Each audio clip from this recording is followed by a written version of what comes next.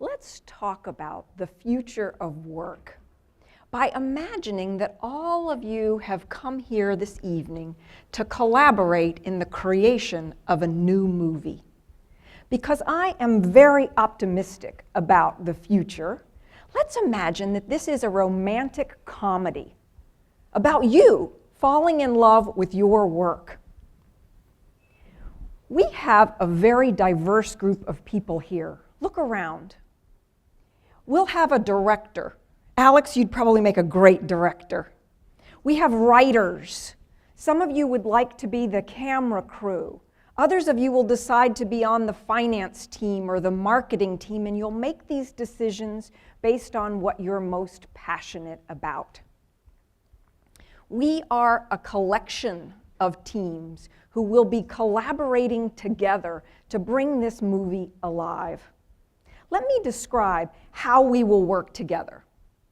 A project manager has already put together a schedule and has given us 6 months to create this movie. We are independent contractors, each of us with a deep area of expertise. We probably won't be working a 9-to-5 schedule. In fact, we'll be fitting the work in based on when it makes most sense to do so. We won't have offices. We'll find space that makes sense given the work that we're doing. You'll probably have an apprentice who's learning from you if you're already a guru, because this is the way that we bring people along. We match them up with a mentor who can help to guide them. Oh, and one of the things that will be really important, you'll pay attention to building relationships because you know that your next project, your next gig will likely come from a referral from someone that you've been working with on this project. Welcome to the future of work. You may find this vision a little bit unsettling at first. You may be thinking, how do I go from here to that vision in the future? Well, before you find yourself marinating in some fear around this, I'd like to share with you that there is very good news in this vision. You see, you will have the opportunity to focus on your passions. You will have the opportunity to explore what you really value, what matters most to you. And this is a recipe for engagement. This is a recipe for something really good. What makes me think that we need more engagement in our work? Have you seen the 2014 Gallup Global Workplace Study?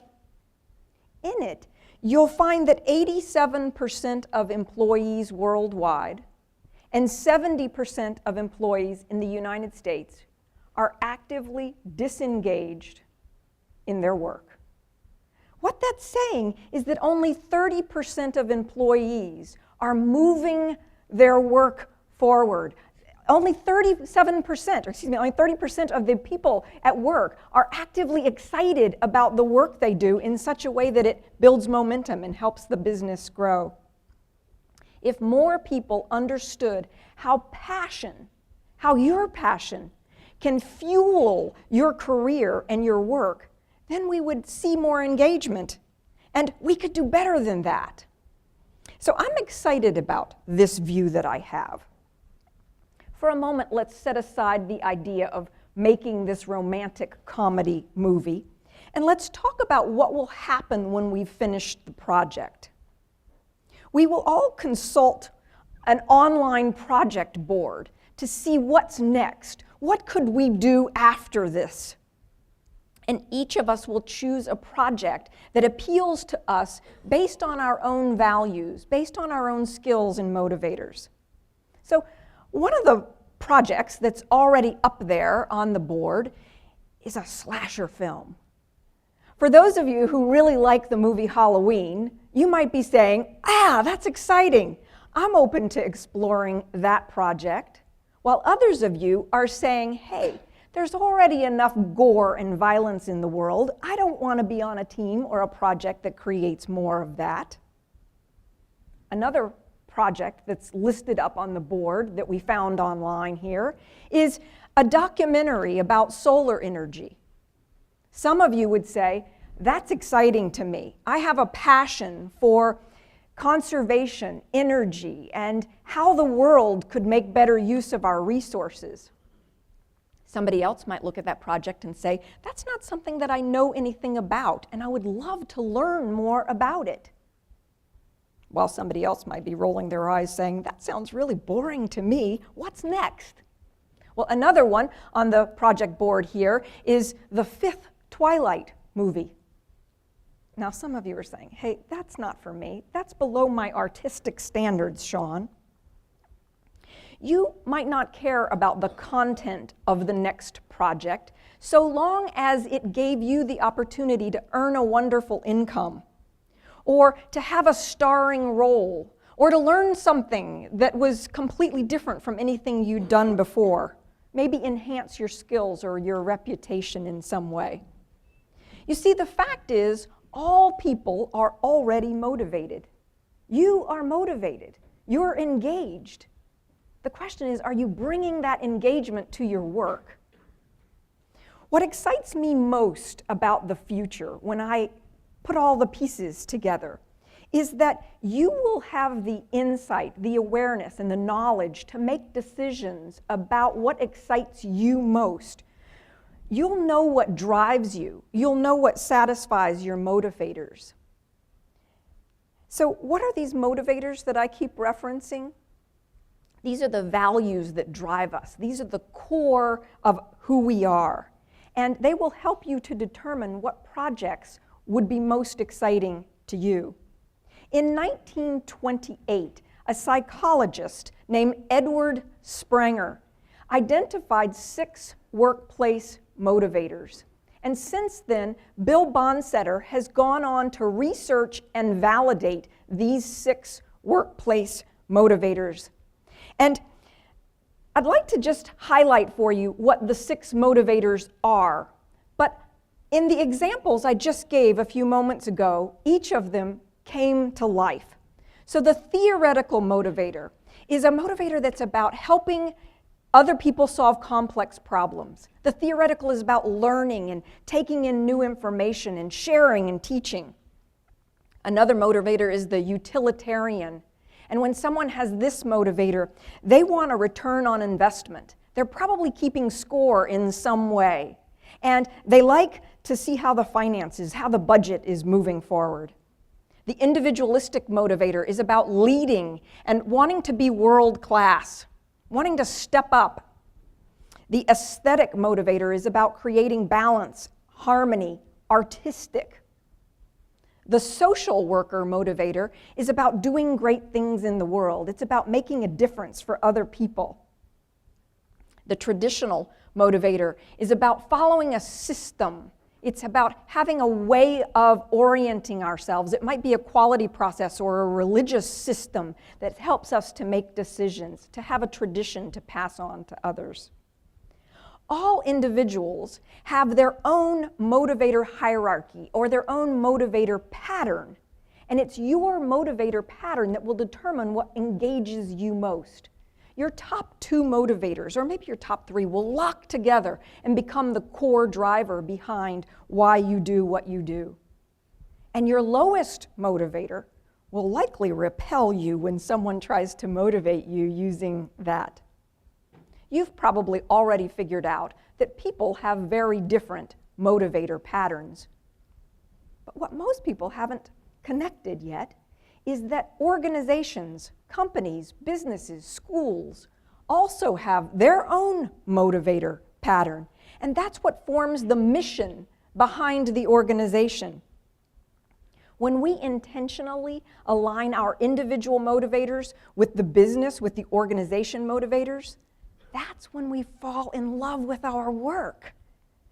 I'll illustrate what I mean by telling you about one of the characters in our movie. In our romantic comedy this evening, I'd like to share a true story.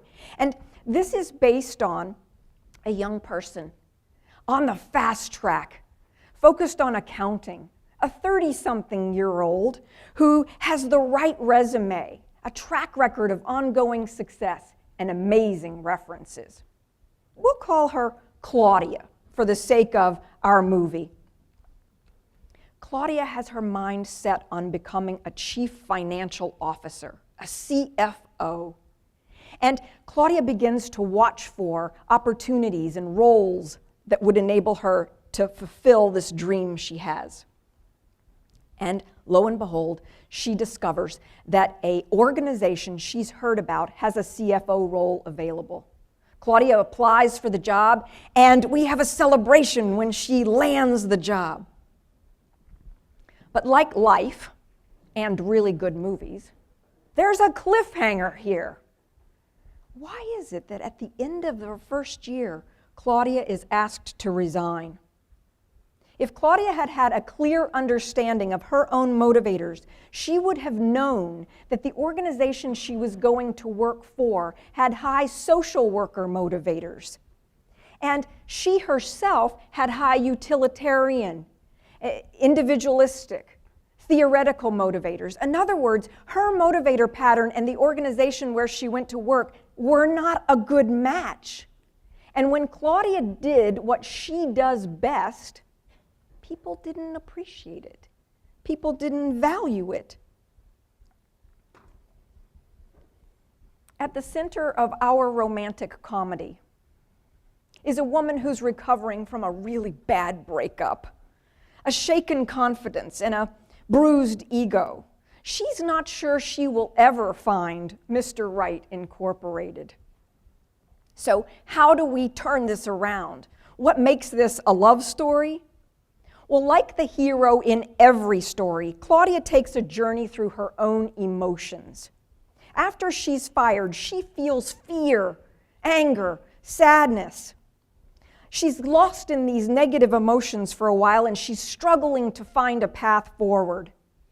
And then in our movie, we see her fiddling with the radio station. She tunes into a song, Adele's song, "Someone Like You" is playing. And Claudia has the thought, this song is so sad it would make even happy people cry. Claudia doesn't want to wallow in sadness, so she hits the button to find another song. And this time Gloria Gaynor's song, "I Will Survive," is blaring through the speakers. She turns it up and she begins to bop and move around. As she does this, she starts to move up the emotional scale, and she notices that she's having a more hopeful outlook. When the song is over, she presses the button again, and this time she hears a radio announcer giving a puzzler, a financial puzzler. Claudia starts working on solving this problem, and she gets very excited. She notices her mind is all lit up and her attention is completely focused. When she figures out the solution, she's so excited. And she admits to herself, I'm really good at solving these kinds of problems.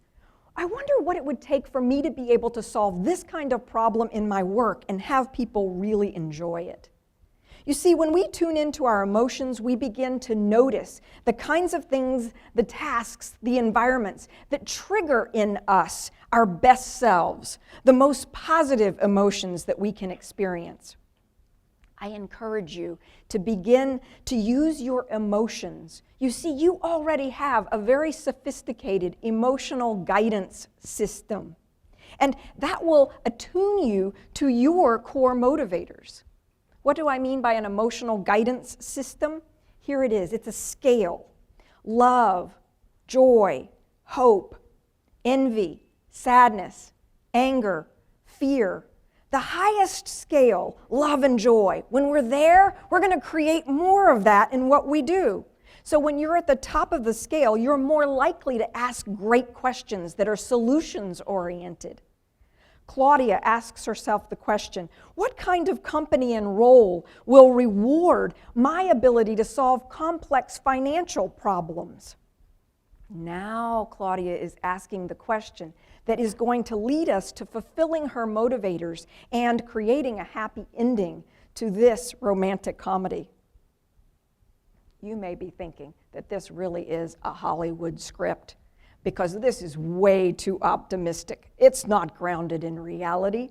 You may have cast me as the latest version of Pollyanna.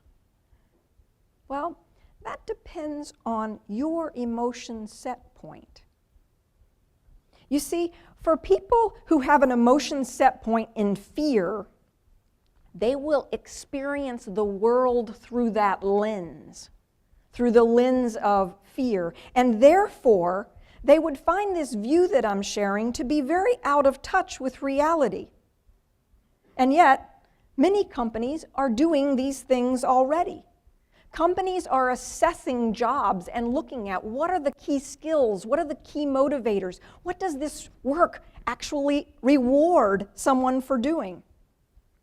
Now and in the future, companies will not only want employees who have the right skills, but also the right excitement level and the energy and the passion around the mission of the business. They'll want employees who have emotional awareness. So here's a glimpse into the future of work to help you begin to prepare for what's coming. Hiring will be more like casting for a movie. There will be short-term projects, 6 months, 9 months, 12 months. And we will create efficient hiring systems to help put the right people in the right roles. You will rely on a professional association to help you find your next opportunity, rather than hitchhiking into a long-term job. Hiring managers will stop using interview intuition and resume roulette. They will instead use science and assessments to create teams that play to each other's strengths and cover each other's blind spots. Because innovation and change are the new normal, jobs of the future will require continuous learning. And we will all need a positive attitude towards continuous learning. We will be willing to embrace change, new technology, developing new skills.